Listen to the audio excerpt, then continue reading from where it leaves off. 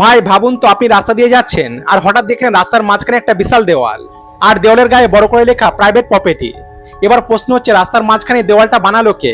আর এর পেছনের পুরো কাহিনী জানলে তুমি অবাক হয়ে যাবে। ঘটনাটা গুজরাতের রবি ইয়াদব নামে একটি ছেলের।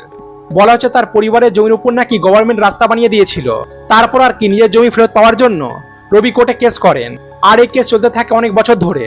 শেষে নাকি কোর্টের ডিসিশন রবির পক্ষে আসে, মানে ওই রাস্তার জায়গাটা রবির পরিবারের, এটাই বলা হয়। তারপর রবি কি করলেন জানেন? একেবারে রাস্তার মাঝখানে একটা দেওয়াল তুলে দিলেন, আর দেওয়ালের গায়ে লিখে দিলেন প্রাইভেট প্রপার্টি। ব্যাস, এই ভিডিওটা সোশ্যাল মিডিয়াতে ভাইরাল হতে শুরু হয়ে গেল তুমুল আলোচনা।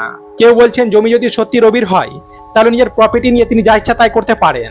আবার অনেকে বলছেন রাস্তা যদি সাধারণ মানুষের চলাফেরার জন্য হয় তাহলে সেখানে দেওয়াল তোলার মানেটা কি? তবে ভাই একটা জিনিস মনে রাখা দরকার, কোর্ট থেকে জমি নিজের বলে ডিসিশন পাওয়ার পর পাবলিক রোডকে নিজের ইচ্ছে মতো বন্ধ করে দেওয়া একদমই ঠিক না। কিন্তু যেহেতু এটা গভর্নমেন্টের ভুল, তারা যখন রাস্তা তৈরি করছিল তখন তারা বলতে পারতো, এটার ব্যাপারে রবির পরিবারের সাথে কথা বলতে পারতো। তাই আপনারাই বলুন, জমি নিজের হলেও রাস্তার মাঝে এমন দেওয়াল তুলে দেওয়াকে ঠিক?